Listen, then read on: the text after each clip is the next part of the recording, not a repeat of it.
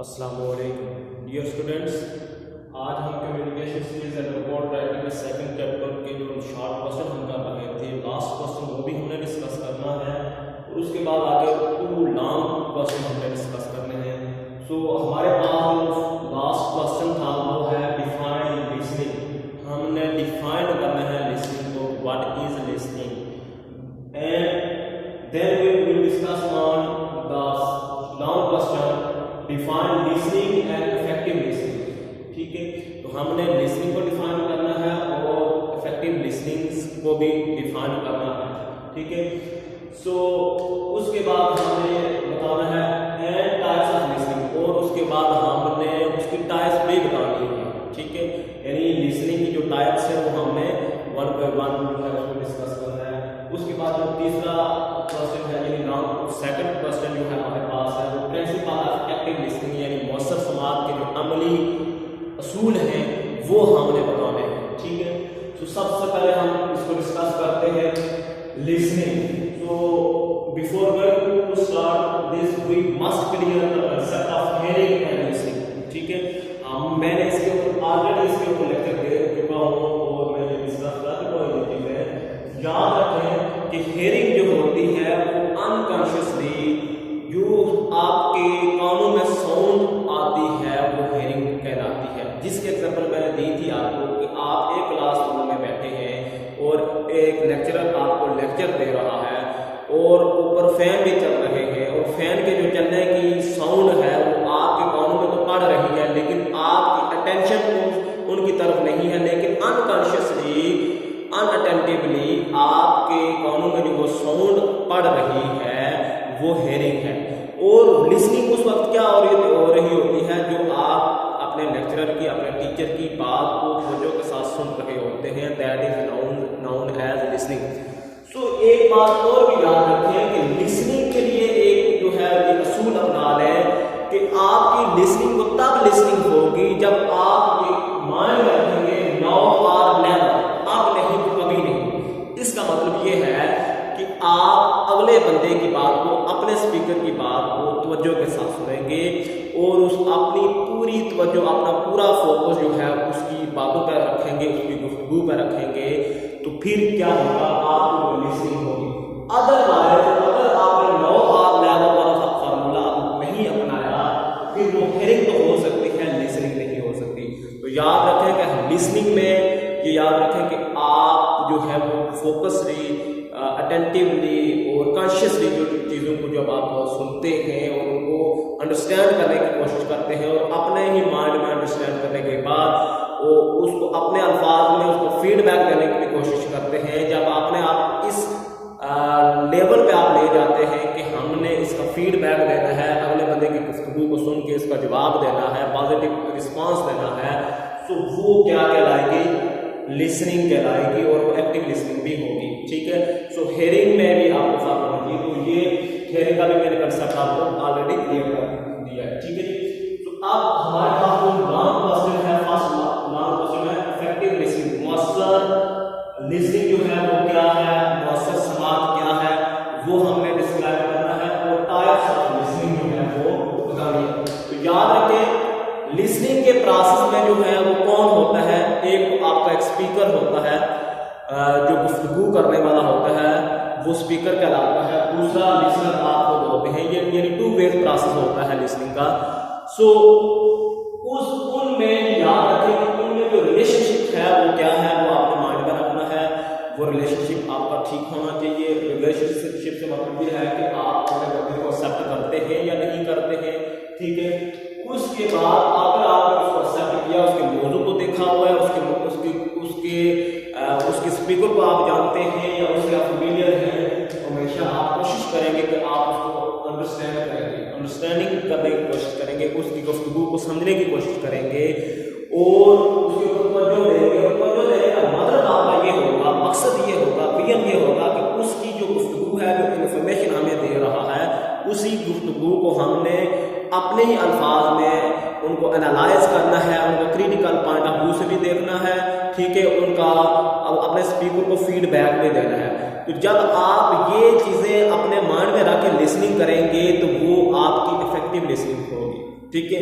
अगर आप ये चीज़ें मद्देनजर नहीं रखते कि हमने अपने स्पीकर की गुफ्तगू को अंडरस्टैंड ही नहीं करना है और अंडरस्टैंड करने के बाद एनालिसिस उसका नहीं करना, उसको क्रिटिकल पॉइंट ऑफ व्यू से नहीं देखना या उसको फीडबैक नहीं देना, तो आप सिर्फ जो है वो टाइम पासिंग के लिए उसकी गुफ्तगू को सुनेंगे। वो गुफ्तगू एक्टिव लिसनिंग नहीं होगी, इवन कि आपकी कुछ लिसनिंग भी हो जाएगी लेकिन वो एक्टिव लिसनिंग नहीं होगी, क्योंकि वो लॉन्ग टर्म ड्यूरेशन में आपकी मेमोरी में सेव नहीं होगी। जैसे हमने पहले भी डिस्कस किया था कि अगर एक जो है वो ब्यूरोक्रेट होता है तो 80% अपनी जो दिन की मसरूफियात होती हैं वो मुख्तलिफ लोगों के साथ डीलिंग में करता है, उसमें लोगों के साथ फ़ोन पर भी बात करता है, लोगों को सुनता भी है और सुनाता भी है। तो उसमें से आपने ये भी डिस्कस किया था कि 60% जो है वो लोगों की हेयरिंग करता है और लिसनिंग करता है और वो जो है उसमें से 20% वो स्पीकिंग करता है। फिर हमने ये भी देखा था कि जो 60% वो करता है लिसनिंग करता है वो एक्टिव, सारी की सारी एक्टिव लिसनिंग नहीं होती, बल्कि उसमें से भी लेस देन 50% जो है वो क्या करता है, उसकी लिसनिंग होती है। और विद इन 24 आवर्स यानी 24 आवर्स गुजरने के बाद वो जो लेस देन 50% जो उसकी लिसनिंग होती है वो भी उस वक्त कितनी रह जाती है, 25% रह जाती है। तो सिमिलरली अगर ये आपने फार्मूला अपनाया तो ये यकीनी तौर पर आप जो है इसको इफेक्टिव बना सकते हैं। Is it clear to everyone? So अब हम डिस्कस करते हैं टाइप्स ऑफ लिसनिंग में। ऑलरेडी इसके आपको जो है इसके ऊपर लेक्चर दे चुका हूं शॉर्ट क्वेश्चन के अंदर। तो हमारे पास ये होता है ये तीन जो है वो टाइप्स ऑफ लिसनिंग है। नंबर 1 है एप्रिशिएटिव लिसनिंग, यानी इसको दाद देही की समाज कहा जाता है उर्दू में। सेकंड नंबर है इंफॉर्मेशनल लिसनिंग, मालूमाती समाज, और उसके बाद इवैल्यूएटिव लिसनिंग या तज्जियाती समाज जिसको कहा जाता है। सो ये याद रखें एप्रिशिएटिव लिसनिंग वो होती है कि जब हम किसी बंदे की गुफ्तगू को दिलचस्पी के साथ सुनते हैं और उस बंदे की गुफ्तगू हमारे लिए बायस इत्मीनान होती है, बायस सुकून होती है। मिसाल के तौर पर आप किसी एक कारी साहिबान का जो है वो आपको उनकी जो तलावो जो है वो अच्छी लगती है, उनकी किरत अच्छी लगती है, तो आप उनको सुनते हैं और आपके दिल को सुकून मुहैया करती है वो चीज़, उनके वो जो तलावत है। तो आप वो उनकी जो लिसनिंग आप करेंगे उनकी तलावत को, रिसाइटेशन को, तो वो क्या कहलाएगी, वो आपकी एप्रिशिएटिव लिसनिंग कहलाएगी। सिमिलरली आप गुफ्तगू कर रहे होते हैं, आपका स्पीकर गुफ्तगू कर रहा होता है, आपका टीचर गुफ्तगू कर रहे होते हैं, तो अब्रप्टली वो क्या करते हैं कि आपसे कोई ऐसी जो है वो मज़ाहिया बात करते हैं, आपको कोई जोक सुनाते हैं, तो वो आपके लिए आप उसके ऊपर तवज्जो देना शुरू कर देते हैं। तो बेसिकली पर्पस क्या होता है, पर्पस ये होता है कि आप अप्रिशिएट कर रहे होते हैं, वो आपके लिए अप्रिशिएट इसलिए कर रहे होते हैं, वो चीज़ आपके लिए बायस राहत मान जाती है, इसलिए इसको एप्रिशिएटिव लिसनिंग भी कहा जाता है। सेकंड नंबर पे है इंफॉर्मेशनल लिसनिंग। इंफॉर्मेशनल लिसनिंग वो होती है कि वो जो चीज़ें जो आप in order to get the information जो है वो गुफ्तगू को सुनते हैं, तवज्जो के साथ सुनते हैं, तो वो क्या कहलाती है, इंफॉर्मेशनल लिसनिंग कहलाती है। ठीक है, मिसाल के तौर पर आप टीचर के लेक्चर को अटेंड करते हैं तो इंफॉर्मेशनल लिसनिंग होगी। आप किसी उलमाए किराम का बयान सुनते हैं, किसी खास स्पेसिफिक टॉपिक के ऊपर सुनते हैं, तो वो आपकी क्या होगी, इंफॉर्मेशन। क्यों आप सुन रहे हैं, in order to get the information, आप इंफॉर्मेशन के असूल के लिए, मालूमात के असूल के लिए जो आप लिसनिंग करते हैं, समाज करते हैं कि मैंने अपने इनमें इजाफा करना है, नॉलेज को इंक्रीज करना है, that is known as informational listening. जैसे आप अभी मैं आपको लेक्चर दे रहा हूँ, तो अगर आप इसको अटेंटिवली सुन रहे हैं तो वो क्या होगी, इंफॉर्मेशनल लिसनिंग होगी। इसलिए आप सुन रहे हैं कि ये आपका टॉपिक आपके सिलेबस का हिस्सा है, तो इसलिए आप उसको सुन रहे हैं, that's why we call it informational listening.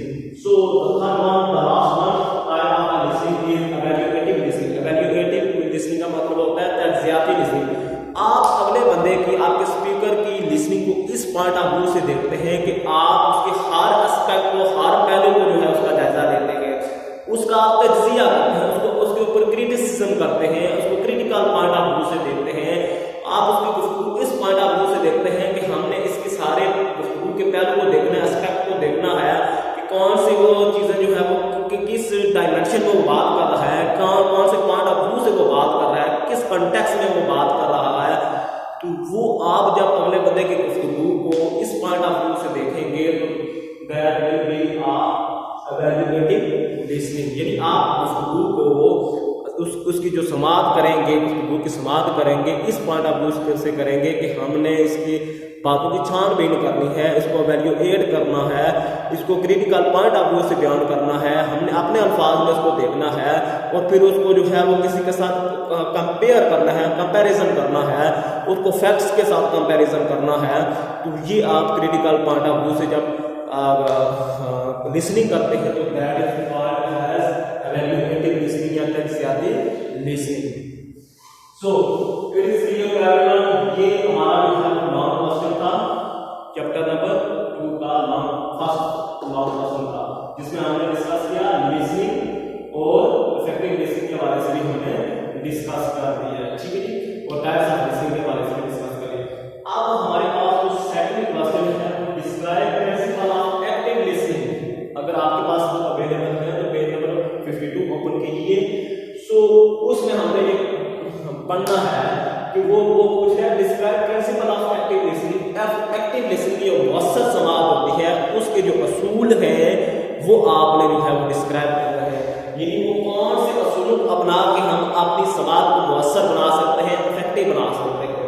तो याद रखें कि हमारे पास 10 पॉइंट है अपनी गुफ्तगू इफेक्टिव बनाने के लिए। नंबर 1 है प्रिपेयर फॉर लिसनिंग। ये ऑलरेडी मैं डिस्कस कर चुका हूँ, जब तक आप अपने आप को स्पीकर और उसके जो टॉपिक के हवाले से प्रिपेयर नहीं करेंगे आप इफेक्टिव लिसनिंग नहीं कर सकेंगे।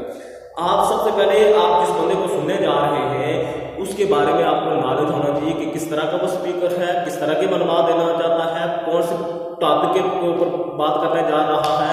तो जब ये चीज़ें आपको पहले से क्लियर होंगी, आपके माइंड में होंगी, आप अपने आप को प्रिपेयर करके करेंगे तो वो लिसनिंग आपकी इफेक्टिव या एक्टिव लिसनिंग हो सकेगी, ठीक है। अगर आपने आपको प्रिपेयर नहीं किया, आपको ना गुफ्तगू का पता, ना उसके टॉपिक का पता, ना उस बंदे के स्पीकर का पता है, तो आप मुमकिन है कि आप दिलचस्पी भी ना ही उस बंदे के गुफ्तगू में और ना ही उसके टॉपिक के ऊपर जो है वो ध्यान दें, और फिर आपके लिए वो एक्टिव लिसनिंग नहीं होगी। उसके बाद हमारे पास जो सेकंड पॉइंट है, प्रिंसिपल है, असूल है, वो ये है हैव अ प्रॉपर एटीट्यूड। अपने स्पीकर के हवाले से मुनासिब रवैया अख्तियार करें, ठीक है। अब अगर क्या वो आपके लिए वो मतलब आप उससे जो है उसकी पर्सनैलिटी से एग्री नहीं करते, आपका वो फेवरेट आदमी नहीं है, लेकिन ये बात याद रखें कि आप उसकी गुफ्तगू मुतवज्जो के साथ सुनना है, उसके साथ अपना बिहेवियर, अपना रवैया, अपना एटीट्यूड जो है वो ठीक रखना है। इसकी मैं मिसाल देता हूँ, नबी करीम सल्लल्लाहु अलैहि वसल्लम के पास एक जो है वो खातून आई जो ज़हनी तौर पर माजूर थी, यानी बीमार थी, ठीक है, ज़हनी मरीज़ा थी। तो वो नबी करीम सल्लल्लाहु अलैहि वसल्लम के पास आई और कहने लगे या मोहम्मद सल्लल्लाहु अलैहि वसल्लम आए मैं आपसे जो है वो बात करना चाहते थे, सख्त धूप थी। तो सहाबा कराम रज़ियल्लाहु तआला अन्हु ने फरमाया कि या रसूलल्लाह सल्लल्लाहु अलैहि वसल्लम ये खातून जो है वो पागल है, मजनून है, तो आप इसकी गुफ्तगू सुनने क्यों चले गए। वो जब उन नबी करीम सल्लल्लाहु अलैहि वसल्लम उस खातून के पास गए तो उन्होंने उस खातून ने कहा कि मैं जो है आपसे अकेले में बात करना चाहती हूँ। तो वो नबी करीम सल्लल्लाहु अलैहि वसल्लम को दूर तक ले गई और एक धूप में जो है वो तेज़ धूप में उनको काफ़ी देर तक खड़े रखा। उस वक्त सहाबा कराम जो है वो उनको सख्त गुस्सा आया और कहने लगे या रसूल सल्लल्लाहु अलैहि वसल्लम ये तो खातून जो है वो पागल है, आपने इसकी बात सुनने के लिए जो है वो आप इतना जो अपना टाइम वेस्ट कर रहे हैं और आज इसने जो है वो आपके नाजुक बदन को जो है वो धूप में खड़ा कर दिया है। तो इसकी बात की तरफ तवज्जो न दे। तो उस वक्त नबी करीम सल्लल्लाहु अलैहि वसल्लम ने इरशाद फरमाया अगर मैं भी इस खातून की बात को तवज्जो नहीं दूंगा तो फिर इसकी बात को नहीं सुनूंगा तो फिर कौन है जो इस खातून की बात को सुनने के लिए तैयार होगा। तो याद रखें कि हमेशा अगले बंदे की गुफ्तगू चाहे वो अच्छी करता है या बुरी करता है, अपने अंदर जो है वो ये एक चीज़ पैदा करें कि आप अपने अंदर हौसला पैदा करें कि आपने सुनना है, उसको तवज्जो के साथ सुनना है, वो कैसी बात करना है वो आप फिर उसको ये बात लिसनिंग आप कर सकते हैं, बात वैल्यूएटिंग लिसनिंग आप कर सकते हैं, लेकिन एक ये बात असूल बना लें कि हमेशा अपने आप को जो है पहले प्रिपेयर करके जाना है और उस अगले बंदे का जैसा भी रवैया है, स्पीकर जैसा भी है, आपने उसको तवज्जो के साथ सुनना है। उसके बाद लिसन एक्टिवली, यानी आपने पूरी तवज्जो देनी है, अगले बंदे की बात पर पूरी तवज्जो देनी है। अगर आप तवज्जो नहीं देंगे तो फिर आप एक्टिव लिसनिंग नहीं कर सकेंगे, इफेक्टिव लिसनिंग नहीं होगी तो आपने तवज्जो देनी है, ठीक है। उसके बाद कीप एन आई, मतलब ये है कि आपने अपनी तवज्जो मरकूज रखनी है। मिसाल के तौर पर आपको मैं एक लेक्चर दे रहा हूँ और आपकी आई इंटरेक्शन जो है वो मेरी तरफ नहीं है, किसी और की तरफ है, बाहर है, आगे पीछे है, तो ये भी जो है वो ये चीज़ इस चीज़ को रिप्रेजेंट कर रही होती है कि आपकी तवज्जो इधर नहीं है। क्यों? मिसाल के तौर पर आप जो है वो आपके पास हाथ में एक पेंसिल है, तो आप पेंसिल से जो है वो आपकी अटेंशन जो है, जिसको आप नर्वस हैबिट्स भी कहते हैं, पेंसिल के साथ आप टिक टिक करना शुरू कर देते हैं, तो वो आपकी जो अटेंशन होती है उसको वो डाइवर्ट कर देती है, ठीक है। आप फिजिकली तो यहाँ होते हैं, क्लास में प्रेजेंट होते हैं, लेकिन होता क्या है कि आप मेंटली तौर पर यहाँ मौजूद नहीं होते, बल्कि आपकी तवज्जो जो है, अटेंशन जो है वो आपकी पेंसिल की एक्टिविटीज़ के ऊपर चली जाती है। तो लिहाजा आपने फोकस करना है, अपनी आई को जो है अपनी कीप एन आई रखना है, आपने अपने आप को विजिलेंट रखना है, ताकि आप पूरी तवज्जो के साथ अगले बंदे की गुफ्तगू को सुन सकें और अपनी गुफ्तगू को मुअस्सर बना सकें, ठीक है, उसको फीडबैक दे सकें। उसका व्यू पॉइंट क्या, वो क्या बात कर रहा है, ठीक है, वो आपने तवज्जो के साथ सुनी है, वो गुफ्तगू क्या कर रहा है, टॉपिक क्या है उसका, वो क्या बात कहना चाह रहा है, उसको आप क्रिटिकल पॉइंट ऑफ व्यू से कैसे देखेंगे, आपने ये तवज्जो आपने व्यू पॉइंट जो है वो आपने याद रखना है, देखना है। फिर टाइम देखना है, टाइम से बात ये है कि आपने देखना है कि आप अगर कोई आपको कुछ समझ नहीं आती तो आप अगले बंदे से गुफ्तगू करना चाह रहे हैं। सपोज एक लेक्चरर आपको लेक्चर दे रहा है और उस वक्त आपको जो है क्वेश्चन जो है वो अपने माइंड में क्रिएट होता है, उसको अपने पास लिख लें और उसके बाद जो है वो आप टाइम देखेंगे। अब लेक्चरर ने अपनी बात कंप्लीट कर दिया, मेरे पास एक वक्त आ गया है, मुनासिब वक्त आ गया, मैं उसको क्वेश्चन कर सकता हूँ, तो ये आपने अपने आप को एक टाइम मैनेजमेंट जो है होती है, वो टाइम फिर आपने अपने लिए रखना है कि हमने कब जो है वो गुफ्तगू अगले बंदे की सुन के उससे जो है क्वेश्चन करना है या उसको रिस्पांस देना है, ये असूल भी आपने करना है। उसके बाद अंडरस्टैंड द मीनिंग, आपने मीनिंग को देखना है, आपकी वोकैबुलरी आपकी अच्छी होनी चाहिए, आप स्पीकर की गुफ्तगू को आसानी के साथ समझ सकें, वो जो टर्म्स यूज कर रहा है वो आप उसको समझ सकें। फिर कुछ ऐसे वर्ड होते हैं जिनके कंस्ट्रक्चुअल मीनिंग और जो लिटरेरी मीनिंग होते हैं वो कुछ और होते हैं, लिटरल मीनिंग कुछ और होते हैं, कॉन्टेक्सचुअल मीनिंग जो होते हैं, कंस्ट्रक्चुअल मीनिंग जो होते हैं वो कुछ और होते हैं, वो उसको आपने समझना है। आपने स्पीकर की गुफ्तगू को समझने के लिए आपने ये मीनिंग जो है उसके जो आप उसको लिटरल मीनिंग है या उसके जो है डिक्शनरी मीनिंग है या कंस्ट्रक्चुअल मीनिंग है, जो किसी और पॉइंट ऑफ व्यू से बात कर रहा है, वो भी आपने देखना है। फिर आपने ये याद रखना है, डू नॉट क्रिटिसाइज, आपने अपने स्पीकर के ऊपर क्रिटिसाइज नहीं करना। हाँ, वो लिसनिंग होती है, वो एक अलग मामला होता है वो, लेकिन अगर आपका कोई स्पीकर है या स्पीकर से बना दीजिए आपका कोई टीचर है तो आप उसके ऊपर क्रिटिसाइज ना करें, ठीक है। यानी उसकी गुफ्तगू को आप तवज्जो के साथ सुने, उसके ऊपर ऑन द स्पॉट क्रिटिसाइज ना करें। एवेल्युएट करना एक अलग मानी रखता है, क्रिटिसिज्म और चीज है, ठीक है। उसके बाद है रेलेवेंट क्वेश्चन, अगर आपका क्वेश्चन है तो मुनासिब वक्त को निकाल के आप क्वेश्चन जो है वो क्रिएट कर सकते हैं, क्वेश्चन पूछ सकते हैं, अपने स्पीकर से पूछ सकते हैं, अपने लेक्चरर से पूछ सकते हैं, यू हैव अ राइट, ठीक है। So the last one principle of the active listening is take appropriate notes. अगर आपने अपने आप एक्टिव लिसनिंग के लिए असूल अपनाने हैं तो एक असूल ये भी अपने अंदर ये पैदा कर लेना है कि आपने स्पीकर की गुफ्तगू के दौरान अगर कुछ पॉइंट हैं जो आप देखते हैं कि आपको लॉन्ग लास्टिंग वो याद नहीं रहता, तो आपने पास नोट्स की सूरत में उसको जो है वो तैयार कर लें, उसको लिख लें, ताकि वो आपके पास लॉन्ग ड्यूरेशन में आपके पास सेव रहे और मौके के मुनासिब से आप उसको जब भी मुस्तफ़ीद होने की कोशिश करें तो वो आपको अवेलेबल हों, तो आप उससे दोबारा मुस्तफ़ीद हो सकें। तो आई होप कि आपको ये 2 क्वेश्चन और 3 क्वेश्चन जो है वो क्लियर होंगे। सो आपको ये जो है वो वीडियो आपको मैं इसका लिंक जो है वो सेंड कर दूंगा। सो आपने इस वीडियो को वॉच करना है। So if you have any question regarding today's lecture you may ask me without any hesitation. So good bye.